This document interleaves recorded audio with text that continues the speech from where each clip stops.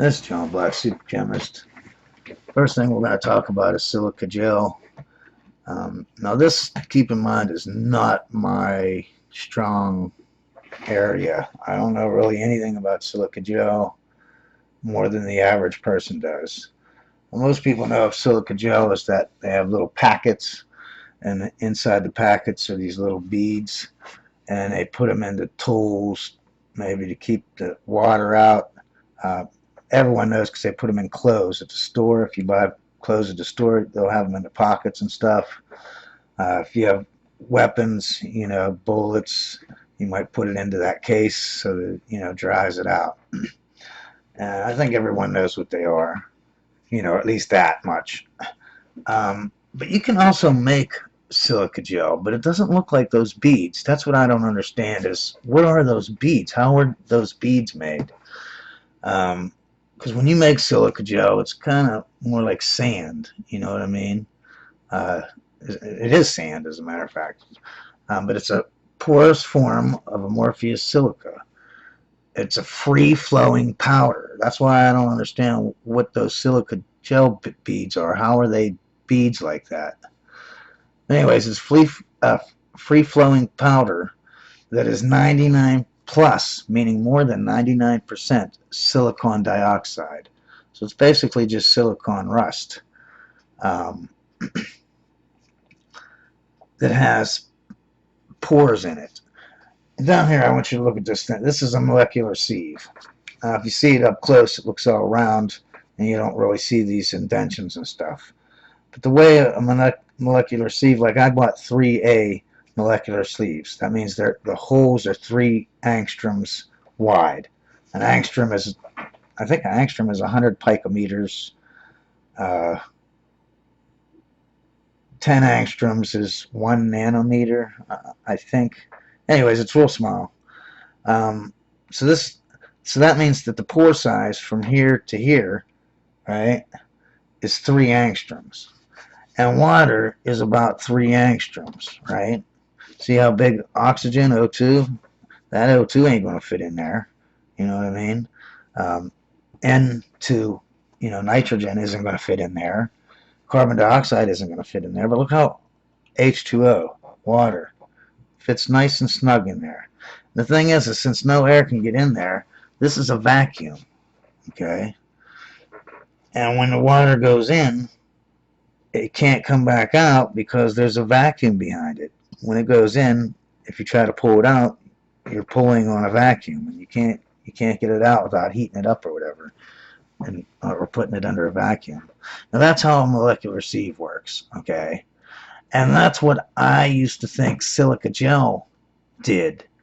It had the pore sizes, but they weren't all 3 angstroms, but some of them were, and they collected up water. That's what I thought. I don't think that's the case, because as you see right here, pore size average for beads, the stuff that they put in, in the little packets, on average are about 25 angstroms. That's a lot bigger than 3, So anyways, pore volume is, I just have a couple little facts. Pore volume is 0.6 to 1.2 cubic centimeters per gram. Surface area is from 300 to 750 square meters per gram.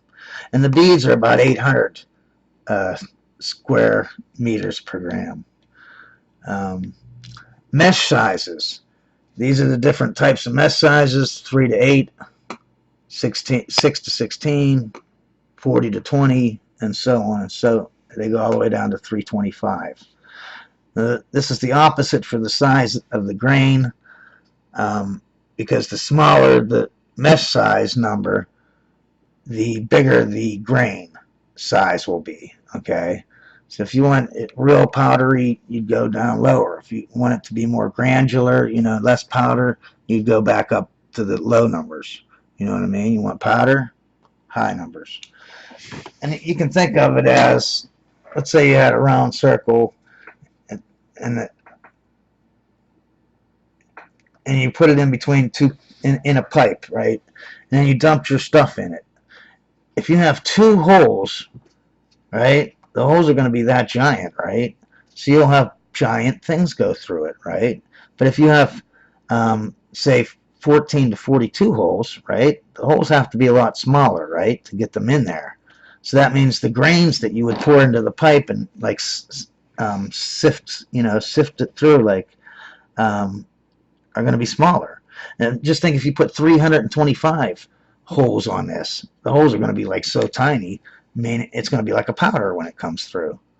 That's why the smaller the number, the bigger the grain size. The bigger the mesh size number, the smaller the grain size. All right.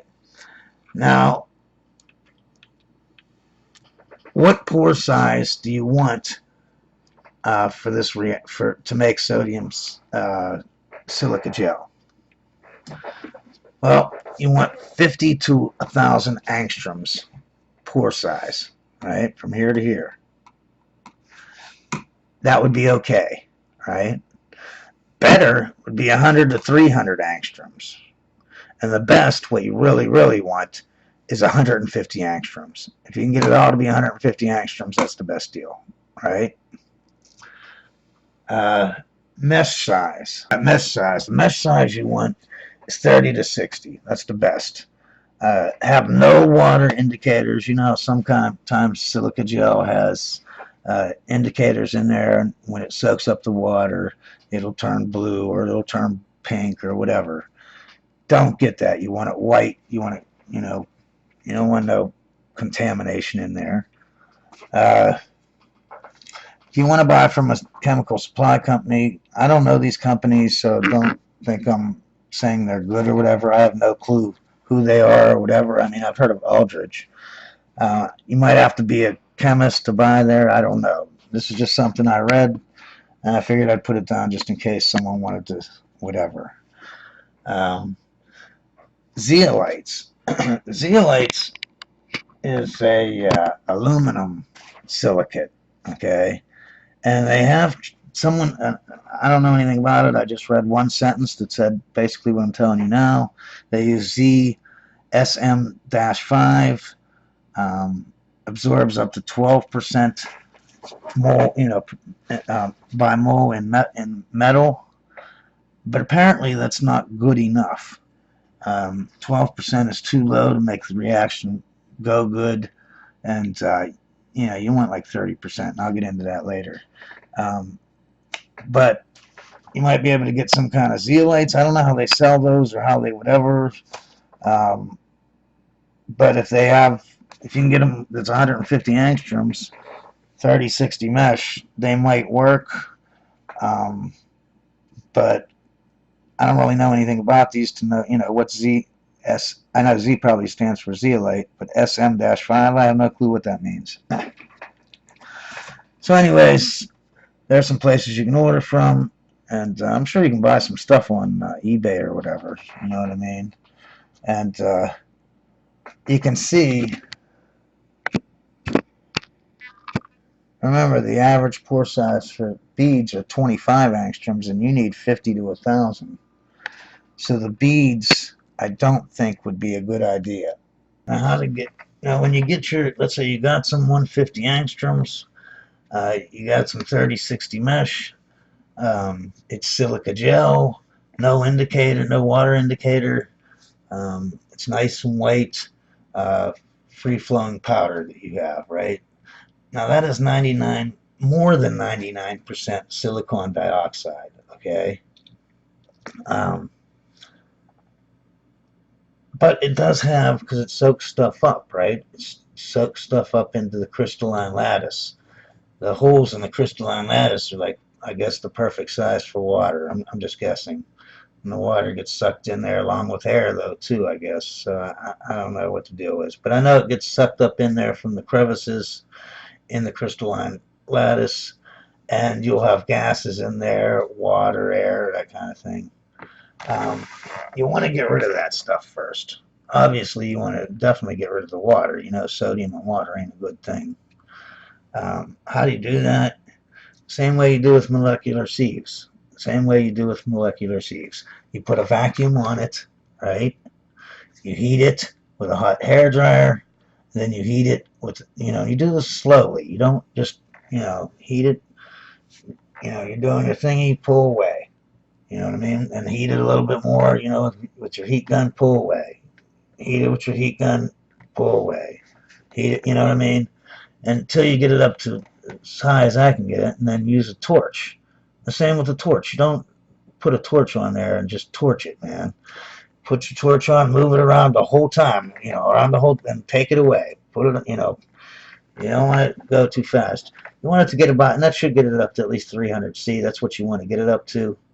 Um, and let it, everything, all the water gets sucked out by the vacuum and the heat. It's going to be forced out, and you'll have nice, clean silica gel, right?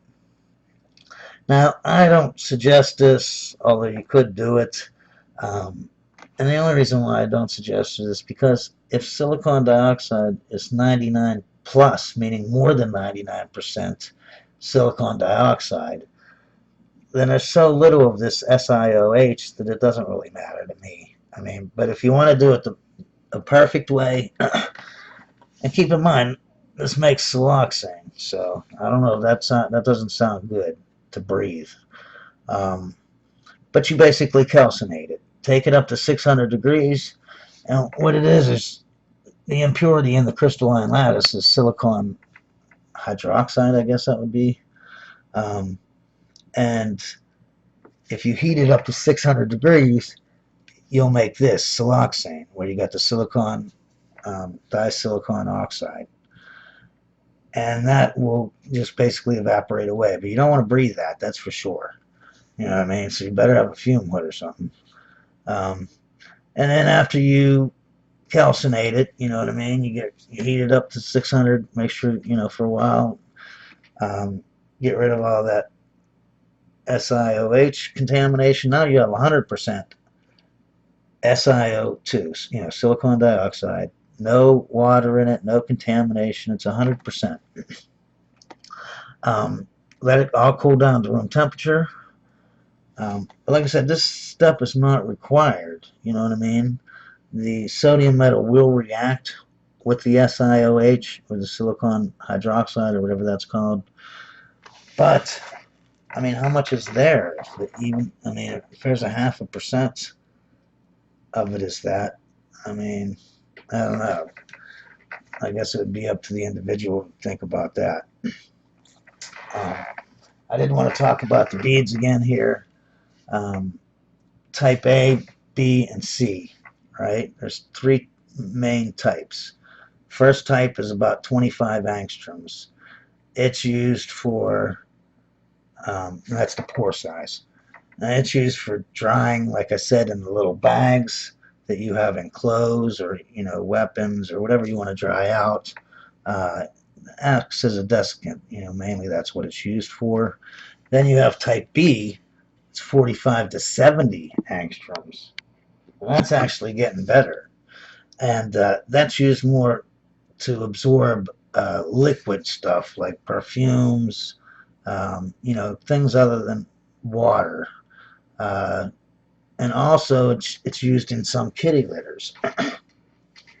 Then there's a type C, and it's mainly used for kitty litter, okay? And all it says is micropored, so I don't know how many angstroms it has, but type A has 25, type B has 45 to 70. Maybe this one's even bigger in pore size. Maybe it would be 100 to 200. And that would be perfect, but you need 150. 100 to 300 would be better. 100 to 200, that'd be better than 100 to 300, you know what I mean? Now the next video I'm going to get into how to make the sodium silica gel, which is easy, actually. Stage 1 is the best for pretty much all the reactions, because you can use this stuff not only for